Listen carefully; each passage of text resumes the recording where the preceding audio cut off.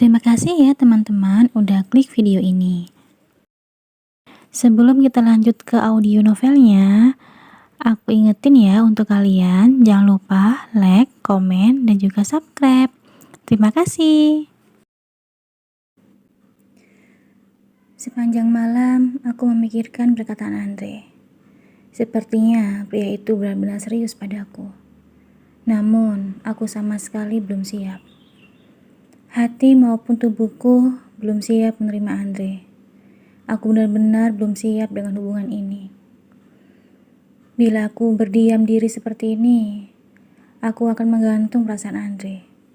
Sepertinya besok aku harus segera memberinya jawaban, memberinya suatu kepastian. Aku mengambil ponsel dan mulai memeriksa laporan bawahanku. Setelah urusan pekerjaan selesai, aku mulai berselancar dunia maya. Aku memiliki akun media sosial, namun aku tidak pernah mengupload foto-fotoku karena aku tidak suka berfoto ria. Akun itu aku buat hanya untuk memantau grup SMA aku dan Diana. Berharap dengan memantau kedua akun itu, aku akan bisa mengetahui kabar dan keberadaan Alex. Aku membuka grup SMA dan mendapat kejutan di sana. Admin grup memberi pengumuman yang membuat jantungku berdegup dengan kencang. Hai teman-teman semua, bagaimana kabar kalian semua? Maaf, Mimin baru ngasih kabar. Mimin mau ngasih info di sini. Bagi angkatan 2008 SMA N1 yang sedang berada atau berdomisili di Surabaya, jika ada waktu senggang, dimohon kehadirannya di Hotel Plum pada hari Minggu pukul 19 WIB untuk reuni kecil-kecilan. Acara ini tidak dipungut biaya alias gratis, karena sudah ada Big Boss yang membiayai semua. Bagi yang rindu dengan bintang sekolah kita yang melegenda, bisa segera datang ya. Ya, superstar Johan Alexander akan bergabung bersama kita. So, jangan kehilangan kesempatan untuk bertemu dengannya. Mimin juga gak sabar pengen ketemu. Note, untuk yang fix hadir segera komen ya, agar kita bisa mempersiapkan segala sesuatunya. Terima kasih. Tanganku tiba-tiba gemetar. Berulang kali aku membaca pengumuman itu. Aku screenshot pengumuman itu dan membaca nama Alex berulang kali. Aku benar-benar tidak salah baca. Alex benar-benar akan ke Surabaya. Alexku. Aku tidak bisa mendeskripsikan perasaanku malam itu. Aku menjerit-jerit, menari-nari, dan bergoyang-goyang. Aku seperti orang gila. Emosiku berubah-ubah. Yang awalnya tertawa-tawa, kemudian menangis bahagia. Di detik berikutnya menjadi tangis haru. Penantianku selama 10 tahun akan berakhir. Aku akan bisa bertemu dengannya. Hatiku sangat bahagia. Tidak bisa diungkapkan dengan kata-kata. Alex, akhirnya kita akan bertemu. Aku mengelus-ngelus nama Alex di layar ponselku. Kemudian mengecupnya, seolah-olah yang kukecup adalah sosok Alex yang selama ini kurindukan. Aku menangis cukup lama. Kemudian aku sadar, aku belum mengisi kesediaan untuk hadir. Aku memberi komentar di grup, menyatakan aku bisa hadir. Perasaanku benar-benar campur aduk. Aku benar-benar melupakan Andre sepenuhnya. Pikiranku penuh dengan Alex. Berbagai pertanyaan menghantui kepalaku. Bagaimana kabarnya sekarang? Apa dia baik-baik saja? Apa dia masih bersama Diana? Apa dia sudah menikah? Jawab. Pertanyaan terakhir membuat hatiku teriris perih.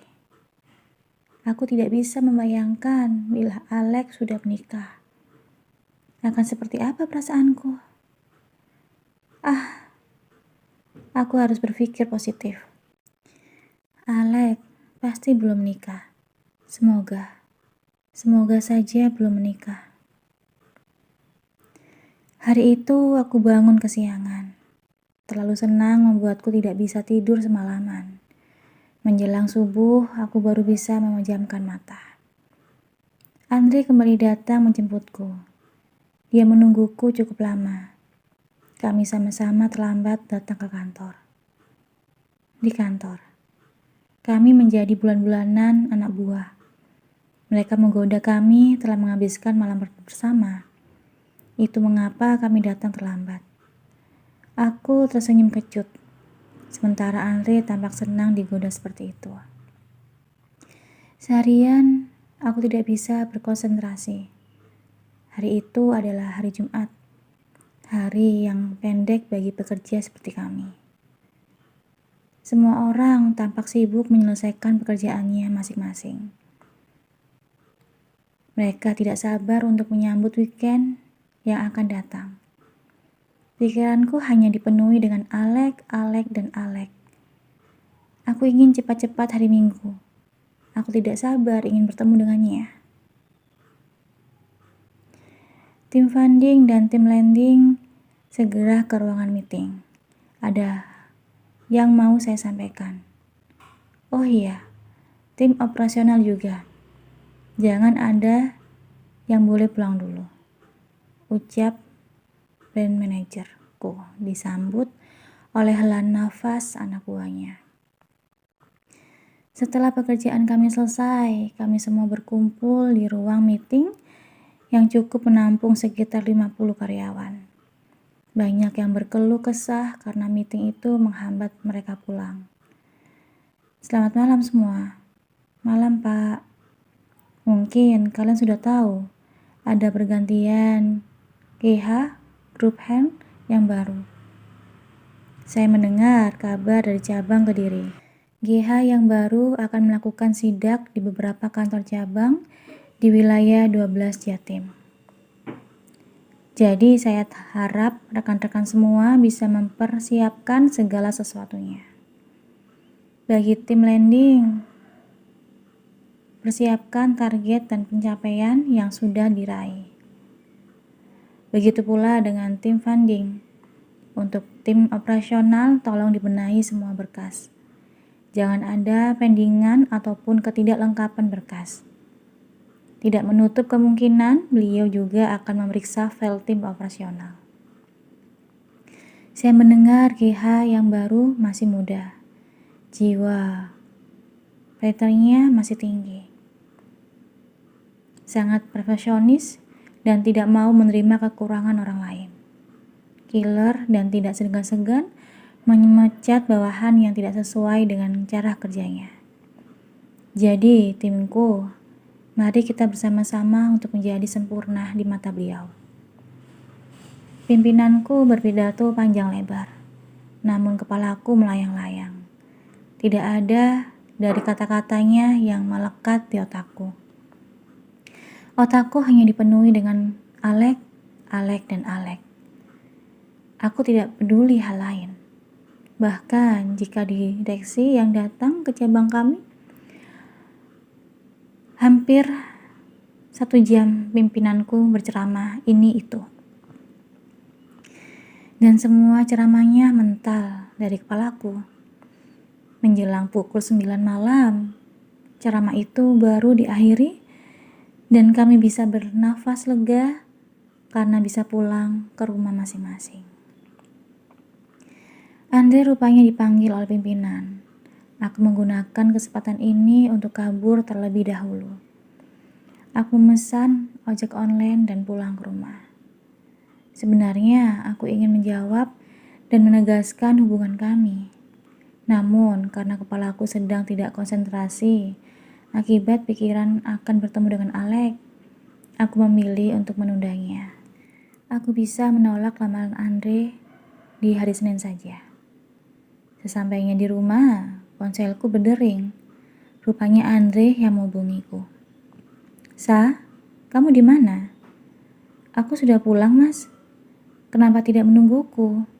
Aku ke kontrakanmu ya sekarang. Aku mengantuk, Mas.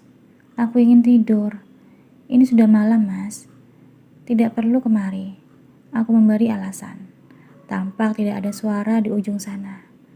Kemudian Andre berkata, kalau begitu, besok aku jemput ya, Sa. Besok kita jalan yuk. Pertanyaan yang ingin kuhindari. Dan aku selalu mencari-cari alasan untuk menolak ajakan Andre selama 2 bulan ini.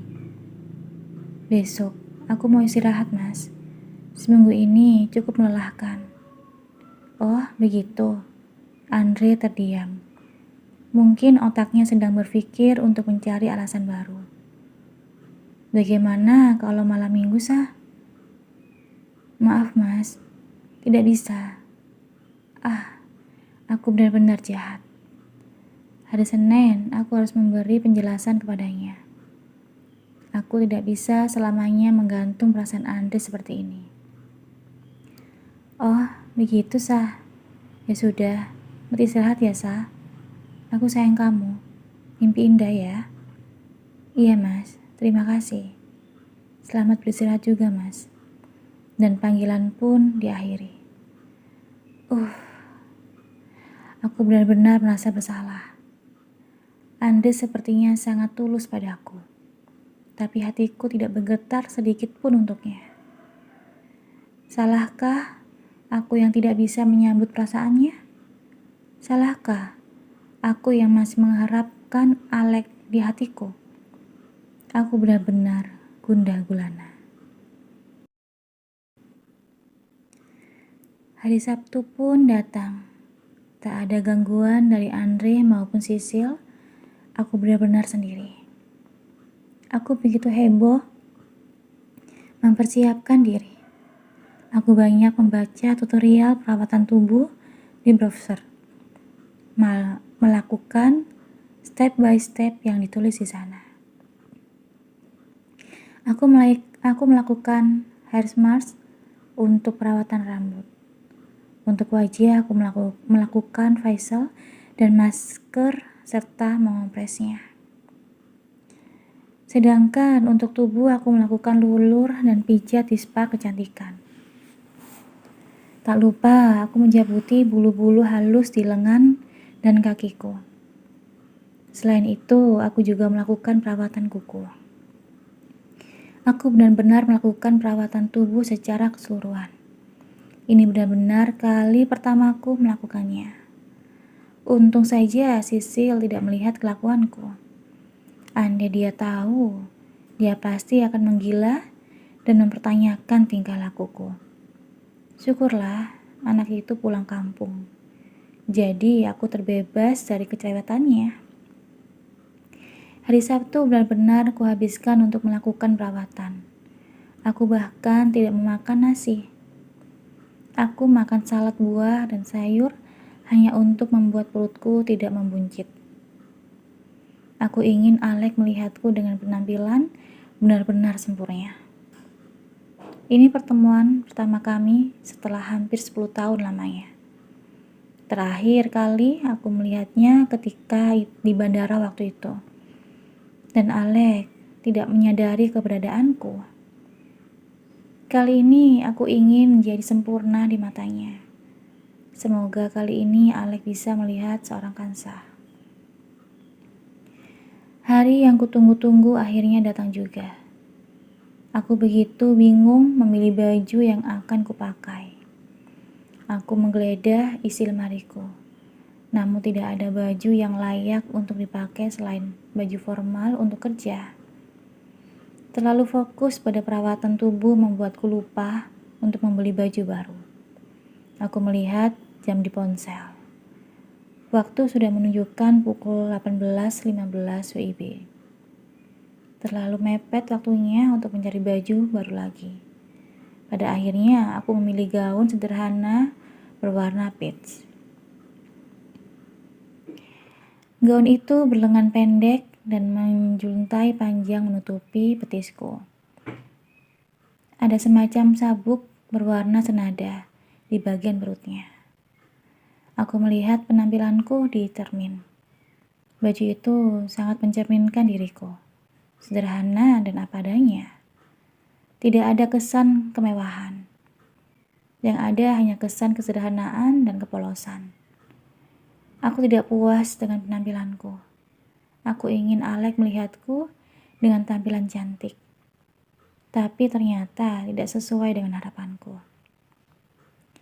Aku mengurai rambut hitamku dan sedikit memberinya jepit. Kemudian aku memakai softline. Aku ingat dulu Alex pernah berkata bahwa aku manis bila kacamataku dibuka dan rambutku diurai. Sekarang aku sudah melakukannya. Pukul 18.30 WIB. Aku sudah siap berangkat. Berhubung kunci mobilku dipegang Andre, aku memutuskan untuk memesan taksi online. Jarak antara hotel dan kontrakan bisa ditempuh dalam waktu 20 menit bila kondisi jalanan normal. Aku berharap tidak mengalami kemacetan hari ini. Taksi online pun datang. Sepanjang perjalanan hatiku berdebar-debar. Aku membayangkan bagaimana pertemuan kami nantinya. Apakah Alex akan mengingatku? Tubuhku bertambah tinggi. Aku memakai softline dan mengurai rambut juga. Akankah dia tetap mengingatku? Semakin dekat dengan hotel, perasaan gugup semakin melandaku. Tanganku mulai basah. Keringat dingin membasahi dahiku. Tarik nafas dalam-dalam. Hembuskan. Kamu pasti bisa kan, Sa? Kamu pasti bisa. Aku menenangkan diriku sendiri. Taksi berhenti tepat di depan hotel. Dengan langkah ragu dan gugup, aku mulai memasuki area hotel. Aku mencari aula tempat reuni kami. 5 menit berjalan, aku menemukannya. Aku melihat 2 orang berjaga di depan pintu aula. Aku mendekati mereka. Apa benar reuni SMAN 1 angkatan 2008 diadakan di aula ini? Tanyaku. Iya benar. Atas nama siapa? Tanya salah satu orang. Melihat dari seragam sepertinya mereka petugas hotel. Kansa Aulia. Sebentar. Mereka mencari namaku di list tamu undangan. Setelah menemukannya, mereka menyerahkan pena padaku. Silakan tanda tangan di sini, Bu Kansa. Baik. Aku pun tanda tangan dan dipersilakan untuk masuk. Dengan langkah ragu dan hati berdebar kencang, aku memasuki aula itu. Aku melihat sekeliling. Ada beberapa puluh orang yang sudah hadir. Aku mengedarkan pandanganku untuk melihat pujaan hatiku. Namun, aku tidak menemukannya. Mungkin dia belum datang, pikirku optimis. Aku memperhatikan sekeliling. Ada beberapa teman sekelas yang kukenal. Aku menghampiri mereka, bermaksud untuk menyapa. Hai semua, lama tidak berjumpa. Bagaimana kabar kalian semua? Aku menyapa segerombolan wanita yang tampak asik bercengkrama. Mereka semua menoleh, memperhatikanku dari atas ke bawah. Pandangan mereka tampak bertanya-tanya. Siapa? Tanya salah satu dari mereka yang kukenali bernama Ita. Aku Kansa. Kita pernah satu kelas ketika kelas 1. Aku tersenyum ramah. Mereka masih menatapku dengan bingung. Raut wajah mereka tampak berusaha mengingat-ingat. Oh, aku ingat. Kamu anak yang selalu duduk di belakang itu kan? Timpal Nela. Salah satu teman sekelasku juga. Iya. Bagaimana kabar kalian semua? Kalian tinggal di sini? Aku tersenyum ramah. Oh, anak yang itu. Ita berbalik pada temannya yang lain. Tahu gak sih? Aku kesini karena pengen ketemu Alek. Ita mengabaikanku. Iya, aku juga. Lama banget anak itu gak ada kabarnya. Seperti apa ya dia sekarang? Mimi yang sendiri tadi ikut berucap. Penasaran sama kabar si superstar kita? Kira-kira dia masih sama Diana gak ya? Entahlah. Gak ada yang tahu perkembangan mereka. Diana sih gak pernah majang foto Alek. Mungkin mereka sudah putus ya? Mereka bergosip dan mengacukanku. Ternyata waktu tidak mengubah mereka. Padahal sudah 10 tahun berlalu. Tapi mereka tetap menganggapku tidak ada. Apa aku benar-benar tidak layak untuk sekedar mengobrol dengan mereka? Apa waktu benar-benar tidak bisa mengubah sifat dan cara berpikir seseorang? Padahal aku pikir karena kita sudah dewasa, mereka tidak akan bersikap kekanak-kanakan lagi. Ternyata dugaanku salah. Aku pergi ke kelompok lainnya. Namun lagi-lagi aku tetap mendapatkan perlakuan yang sama. Pada akhirnya aku duduk di pojok ruangan, memperhatikan kumpulan itu. Kalau bukan karena Alek, aku tidak mungkin mau datang ke reuni ini. Aku memperhatikan pintu masuk, berharap dapat melihat Alek. Hampir setengah jam aku menunggu. Namun yang kutunggu-tunggu tak kunjung datang. Ketika waktu sudah menunjukkan pukul 19.40 WIB, aku melihatnya. Pemilik hatiku berdiri di sana. Aku ingin memperhatikannya secara detail. Tapi kehadirannya begitu ditunggu-tunggu semua orang, sehingga tubuhnya tertutupi oleh teman-teman yang lain. Hai semua, Alek datang tuh. Bintang kelas kita sudah datang tuh. Ayo ke sana. Dan banyak percakapan sejenis lainnya. Mereka berbondong-bondong mendekati Alek. Semua tampak sangat antusias. Aku berusaha berjinjit untuk melihatnya. Sekilas aku bisa melihatnya.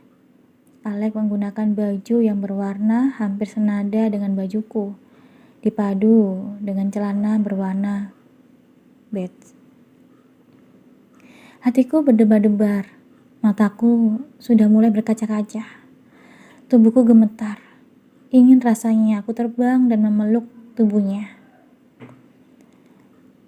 Aku begitu merindukannya. Perasaanku ini begitu meluap-luap. Aku hampir tidak bisa menahannya. Menurutku, Alek tidak berubah. Dia hanya bertambah dewasa. Tinggi badannya mungkin bertambah, hanya beberapa senti. Dulu, waktu SMA, tinggi badannya sekitar 173 cm. Mungkin sekarang sudah 180 cm. Mau berubah seperti apapun Alek, namun tetap tidak mengubah perasaanku. Debaran jantung ini sebagai buktinya. Sudah lama jantung ini tidak berdebar secepat ini. Hanya Alek yang mampu membuatnya seperti ini. Tidak dipungkiri, memang hatiku sudah menjadi milik Alek untuk waktu yang lama. Aku masih terus menatap dan menatap. Alek masih tampak sibuk melayani pertanyaan teman-teman yang lain. Aku tetap tidak berhenti menatapnya. Dan tiba-tiba saja mata kita sudah bertemu.